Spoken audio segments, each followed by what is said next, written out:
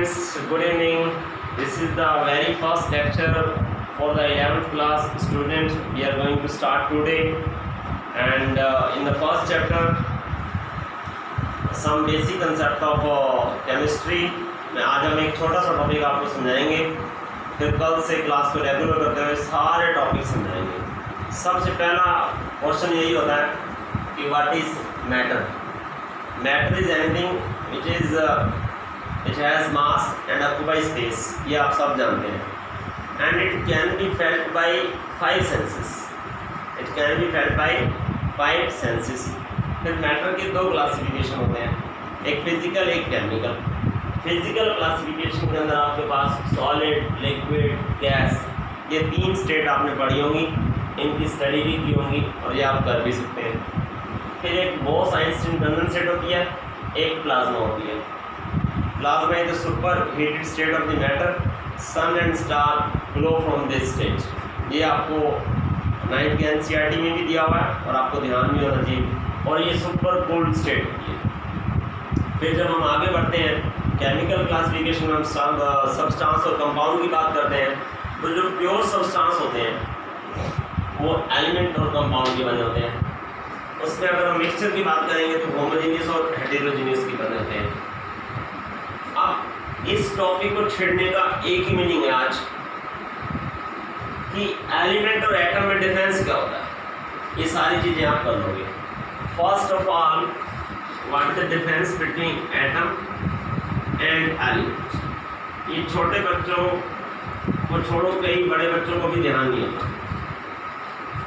Atom जो होता है that is the smallest particle and element is made up of same kind of atoms. अब carbon का atom है या आयरन का एटम ले लो, आयरन का ही एलिमेंट ले लो। Atom is the smallest particle that can be further divided, और हम आगे बढ़ेंगे इलेक्ट्रॉन, प्रोटॉन, न्यूट्रॉन में। ये आयरन का एटम है और ये आयरन का एलिमेंट है। आयरन के एलिमेंट में आयरन के एटम ही तो होंगे ना। अब जो मैं बात आपको बताने जाता हूँ, जो मैं बताना चाह रहा हूँ कि atom are those which are chemically reactive. वो बात ठीक है, atom is smallest, element is made up of the same kind of atom, but atom is chemically reactive and element is chemically not reactive। और फिर element से आगे फिर हम एटम हो गया, फिर एलिमेंट हो गया, फिर आपके पास मॉलिक्यूल आ जाएगा। मॉलिक्यूल भी केमिकली रिएक्टिव नहीं होते, जैसे H2 हो गया, H2 फिर कंपाउंड मॉलिक्यूल्स आ जाएंगे। कंपाउंड भी आपने स्टडी कर रखा होगा, जैसे मान लो वाटर है, ये कंपाउंड मॉलिक्यूल है और कंपाउंड की प्रॉपर्टीज तो आपको मालूम ही है। कंपाउंड जिनसे मिलके बनते हैं उनकी प्रॉपर्टीज कभी भी शो नहीं करते। ये आपने 9th और छोटी क्लासेस में भी पढ़ा होगा। अब कंपाउंड मॉलिक्यूल के अंदर ये एक हल्का सा इंट्रोडक्शन दिया। एक्चुअली आज मैं आपको एक छोटा सा टॉपिक पढ़ाना चाहता हूँ जो 11th और 12th दोनों में कॉमन है, और वो टॉपिक जो मैं आज पढ़ाना चाह रहा हूँ that is the concentration. Concentration को हम करने जा रहे हैं आज। फिर इसके अंदर आप पढ़ना चाहो तो initially you can go with the use of chemistry. Chemistry के यूजेस बहुत सारे हैं, जैसे सिस्प्लेटिन, टैक्सोल। जो मेडिसिन है ना बेटा, वो सिस्प्लेटिन, टैक्सोल, ये कैंसर में यूज हो जाती हैं। और फिर एक AZD azidothymidine, it can helpful in AIDS, fertiliser, and there are so many uses of the chemistry day to day life. This marker, black board, all that is chemistry. Today I am going to pick one topic that is of the concentration. अब concentration जब हम करेंगे तो concentration की बहुत सारे method है। Concentration के अंदर हमारे पास we have a lot of methods. तो how can we find out the concentration. अब कंसंट्रेशन निकाली जाती है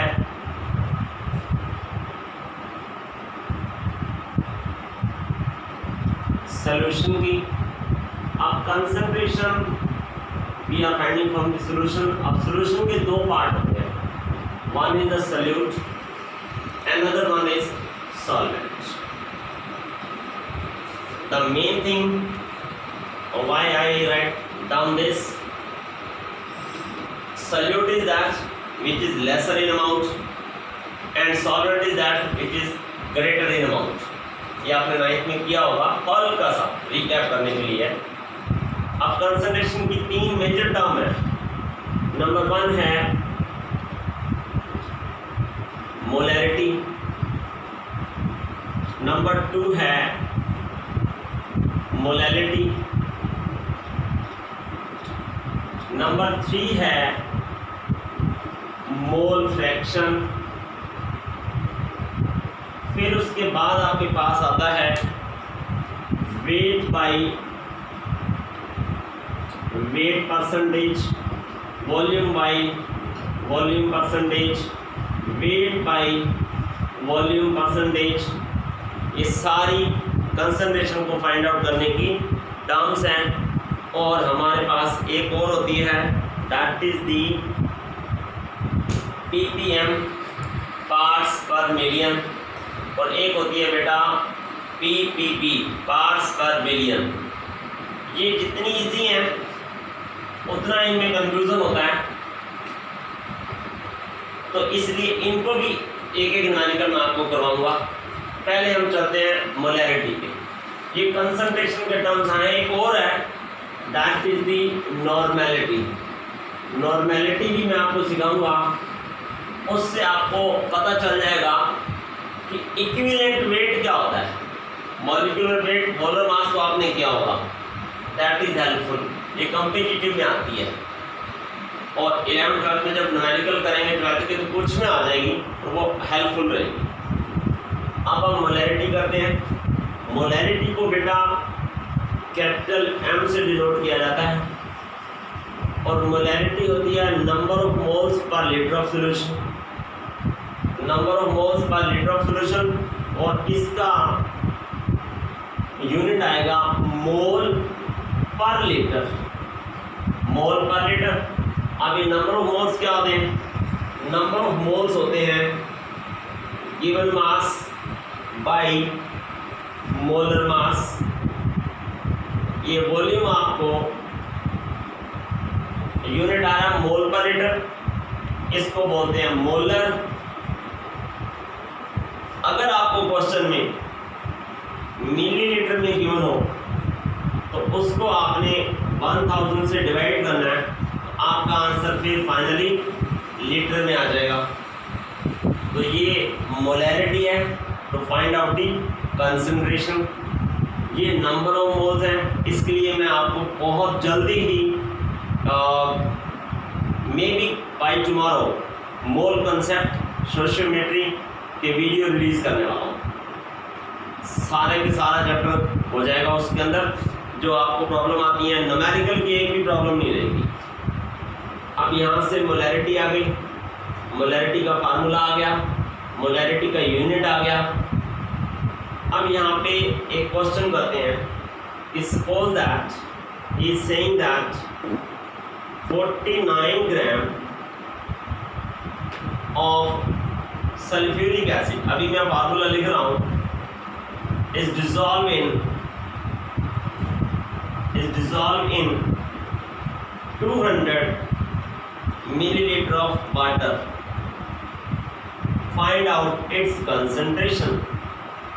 Find out its concentration. अगर वो इस तरीके से क्वेश्चन देता है तो ये आपको पता चल जाना चाहिए कि वो आपसे in terms of molarity concentration मांग रहा है। तो आपने मोलैरिटी का फार्मूला लगाना है, और number of moles per litre of solution that comes to you given mass by molar mass 1/b। तो गिवन मास कितना है बेटे? 49 ग्राम। अब यहाँ पे तो मैंने सल्फ्यूरिक एसिड का फार्मूला लिख दिया, पेपर में हो सकता है आपको वर्डिंग में आए, तो फिर सल्फ्यूरिक एसिड में इनका मास गिवन होगा, हाइड्रोजन का 1, सल्फर का 32, ऑक्सीजन का 16, इन सब को कैलकुलेट करना है आपने according to formula, molar mass निकालने का एक फार्मूला होता है। तो ये 98 आ जाएगा 1 बाई वॉल्यूम। वॉल्यूम इस वक्त 200 मिलीलीटर गिवन है, तो यू पुट हियर 200 मिलीलीटर, लेकिन आपको आंसर किस में चाहिए, लीटर में, तो आपने इसे 1000 से मल्टीप्लाई करना है। फिर आपने इसकी कटिंग कर देंगे, 20 से 20 कट के 49, 2 जा 98, and then 2 5 जा, and then again 2.5, आपका आंसर आ जाएगा 2.5 मोल पर लीटर। ये आपके पास मोलैरिटी का नॉर्मल क्वेश्चन हो गया, कैसे करते हो। फिर हम चलते हैं मोलैलिटी में। मोलैलिटी में जब हम गए,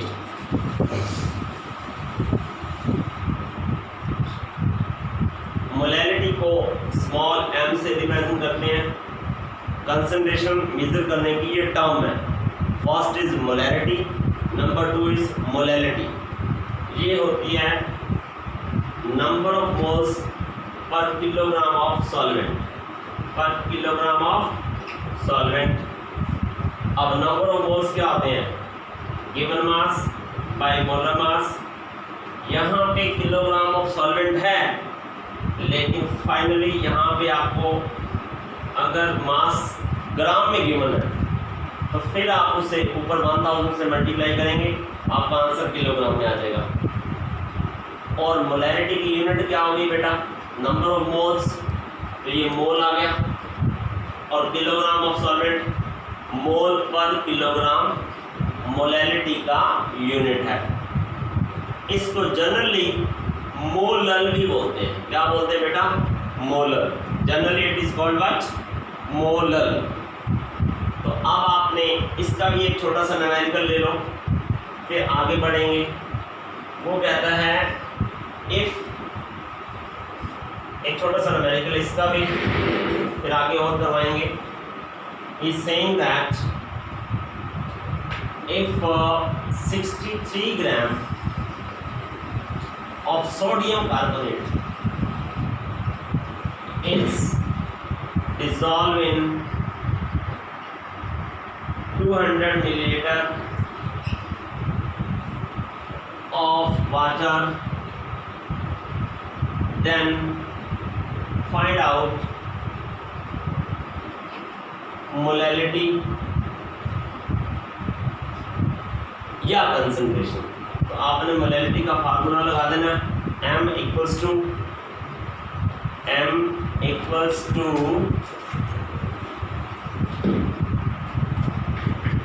number of moles per kilogram of solvent.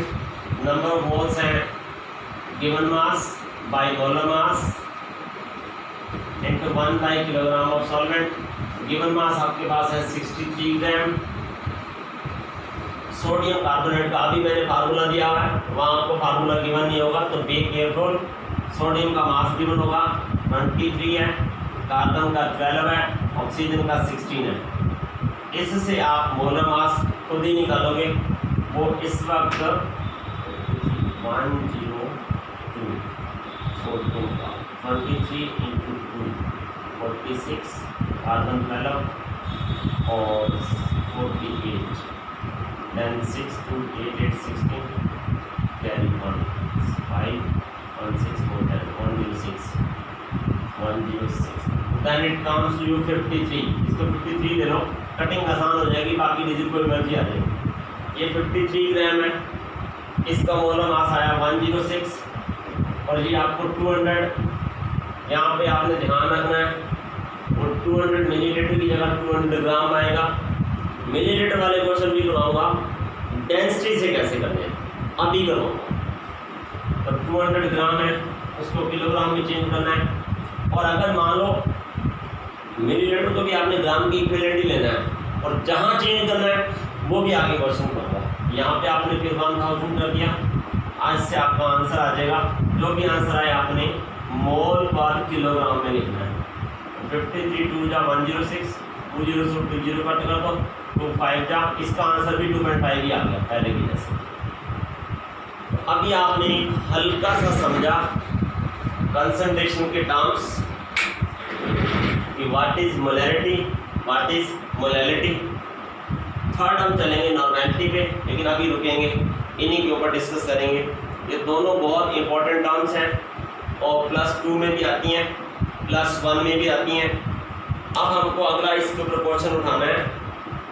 ये बेटा नोट कर लो इसको, फिर मैं रब करता हूँ, फिर एक बार का क्वेश्चन और करवाता हूँ। अब वो बोलता है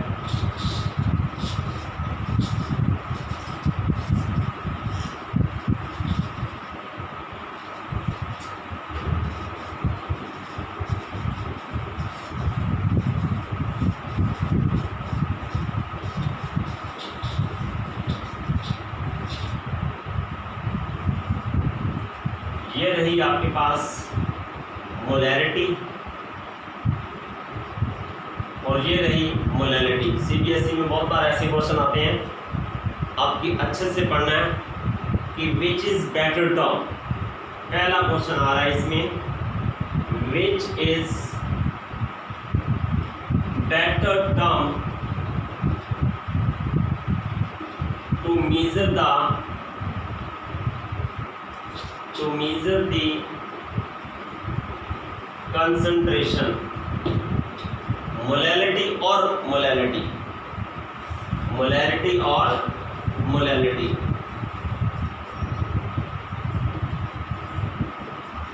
तो इसका आंसर बच्चों क्या होगा कि मोलैलिटी और मोलैलिटी में बेस्ट कौन है?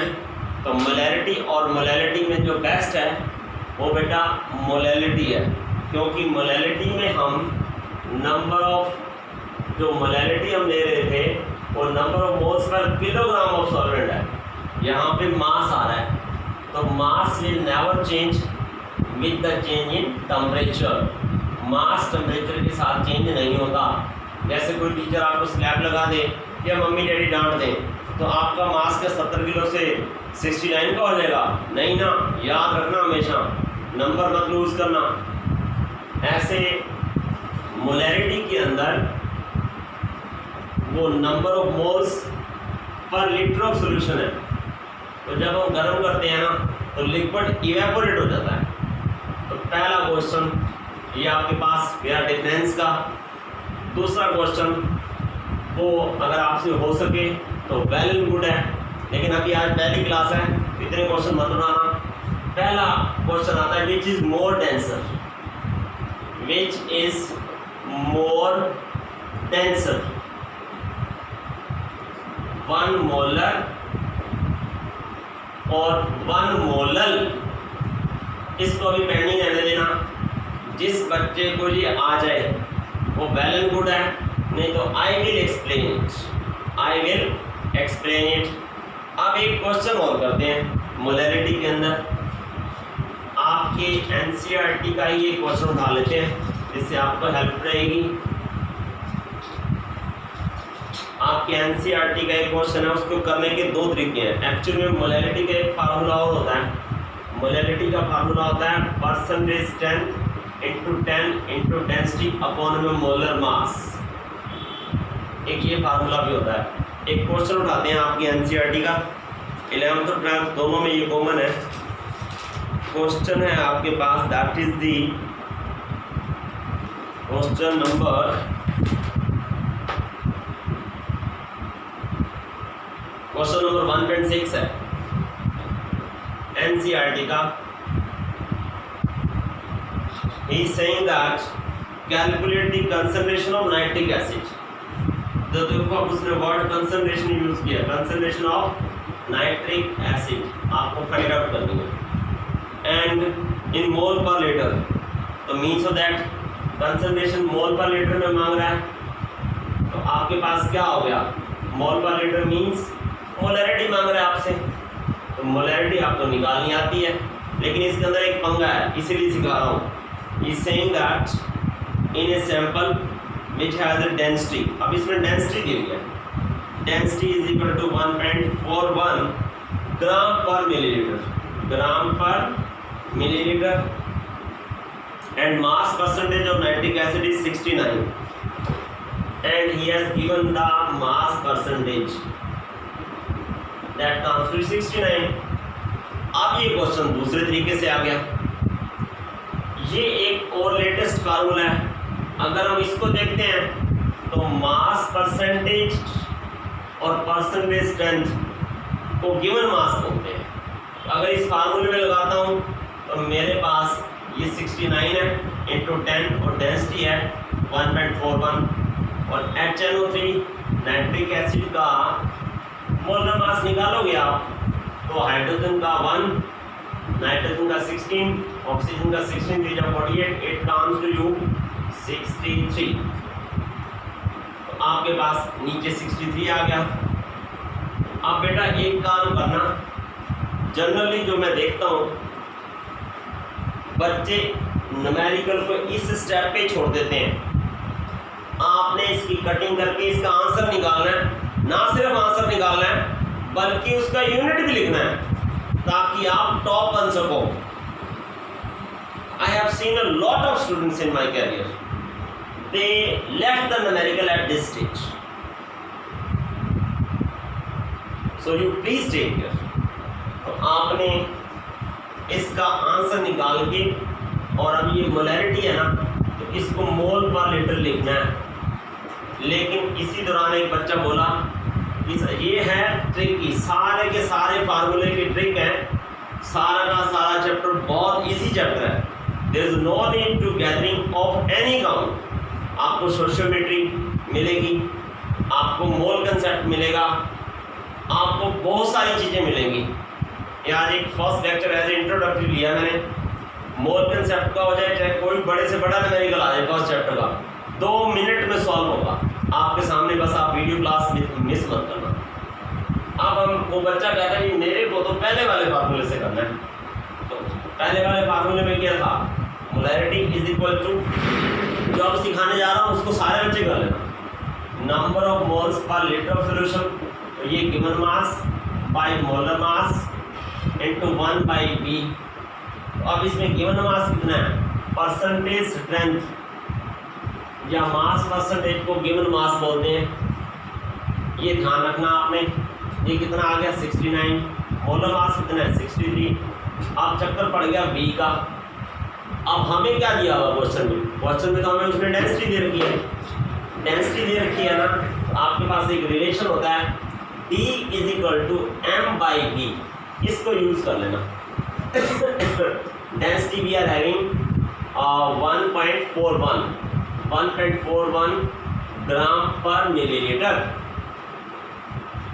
और मास आपको अगर नहीं गिवन है तो आपने 100 ही लेना ऑलवेज। अगर किसी केस में पर्टिकुलरली गिवन हो then it is another matter, तो then you have taken 100 here, then put V। अब आपके पास V आ जाएगा 100 अपॉन में 1.41 ग्राम पर मिलीलीटर। तो एक टॉपिक और भी करना है, मोलर मास। नेक्स्ट कल वाली वीडियोस के अंदर आएंगे। मोलर मास क्या है, मोलर मास का यूनिट क्या है, बहुत छोटे छोटी चीज़ें हैं और बहुत ज़्यादा वीआईपी हैं। So be with me on tomorrow onwards, the each and everything in neat and clean, crystal clear chemistry you will get। तो इसके अंदर अब मोलर मास का यूनिट भी ग्राम पर मोल होता है। अब आपसे वॉल्यूम का यूनिट मिलीलीटर में ही आना है आपका, तो ये ग्राम से ग्राम कट जाएगा। गिवन मास 100 है, वो ग्राम में होता है, तो इसको इससे डिवाइड करके यहाँ पे आपके पास वॉल्यूम आ जाएगा। तो आपको मोलैरिटी ऐसे भी निकल जाएगी। वो फार्मूला हम कॉम्पिटिटिव में यूज़ करते हैं, लेकिन आप यूज़ कर सकते हो जब हम मैथ सब्जेक्ट लेते हैं।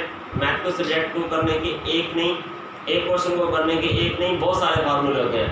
Any formula you can use.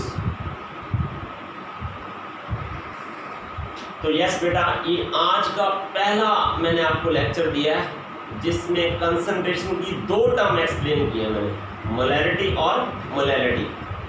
अभी एक क्वेश्चन हो रहा है मोलैलिटी का, और उसके बाद कल वाली क्लास में आपको mole fraction, weight by weight और weight by volume, volume by volume, percentage सिखाऊंगा, उसके न्यूमेरिकल करने हैं। एक छोटा सा क्वेश्चन याद आ गया, एक मोलैरिटी का न्यूमेरिकल। लेक्चर लंबा हो रहा है, आप जाना नहीं कहीं। उसके अंदर था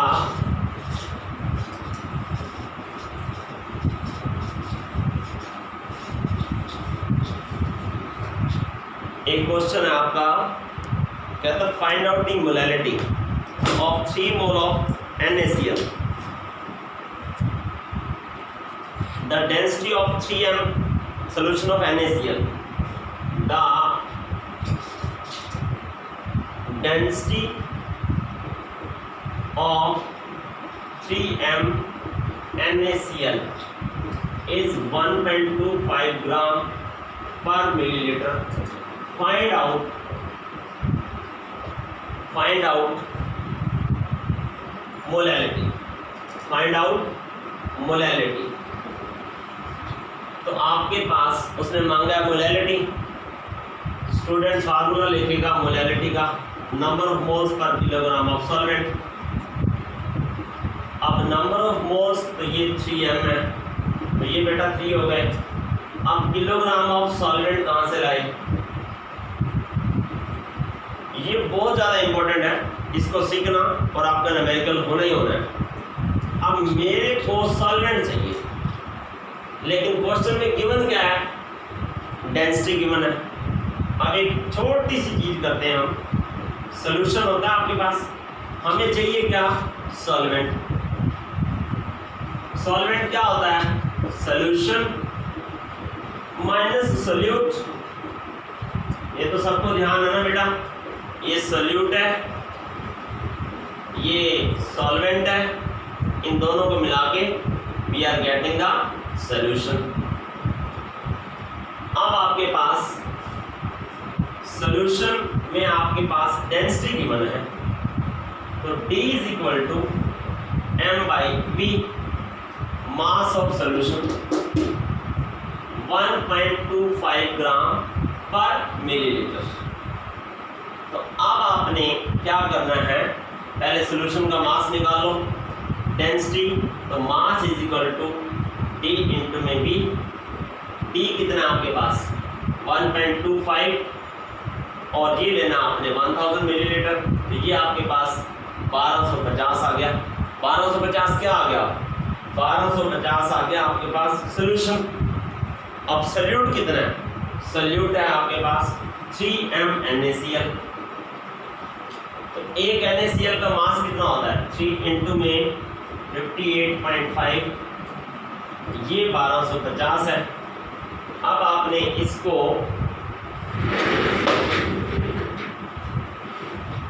सॉल्व करना है, 1250 माइनस ये 174.5, अप्रोक्स बता रहा हूँ, आपने एग्जैक्ट मल्टीप्लाई करना है, then it comes to you 174.5 approx. Calculation clear नहीं होगी तो आप कैलकुलेशन खुद करनी है। अब ये आपके पास सॉल्वेंट आ गया 1074.5। अब हमने मोलैलिटी का फार्मूले में क्या लिया था, नंबर ऑफ मोल्स आ गए 3, सॉल्वेंट के अंदर 1074.5, ये ग्राम में आया आपके पास, तो इसको किलोग्राम में चेंज करना है, तो 1000 से डिवाइड कर देना और आपका आंसर आएगा 2.79 के आसपास। धीरे धीरे प्यार से करना है। कल से हम फिर कल वाले लेक्चर के अंदर हम इनको रिकैप भी करेंगे, मोल फ्रैक्शन करेंगे, नॉर्मेलिटी करेंगे, वेट बाय वेट परसेंटेज करेंगे। This is very first lecture regarding the concentration, and please go with slow speed today. Tomorrow onward I will deliver the lecture of the mole concept। और एक question और देना चाहता हूँ छोटा सा, बस 1 मिनट का। वो कहता है, देखो बेटा इसी से रिलेटेड एक क्वेश्चन याद आया। वो कहता है कि एक सॉल्यूशन है, उसमें NaCl भी है और वाटर भी है या H2SO4 है।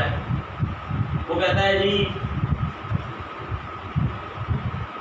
H2SO4 और वाटर यूं ले लो, चाहे NaCl ले लो। He is saying that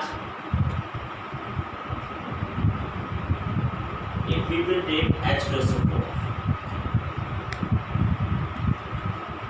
and then H2O। अब अगर आपके पास ये 98 ग्राम हो और ये आपके पास 54 ग्राम हो वाटर, बहुत अच्छा क्वेश्चन है। 98 ग्राम H2SO4 है, 54 ग्राम वाटर है, तो इसमें से सॉल्वेंट कौन है और सोल्यूशन कौन है? सॉल्वेंट कौन है और सोल्यूट कौन है? 98 ग्राम H2SO4 है, हम जनरली क्या कहते हैं, जो ज़्यादा मात्रा में होता है वो सॉल्वेंट होता है और जो कम होता है वो सोल्यूट होता है। तो फिर इस क्वेश्चन से कल शुरुआत करेंगे और आगे बढ़ेंगे। गुड बाय बेटा, God bless you, this is the very first lecture. Good bye, God bless you, stay at home, stay from Covid, safe.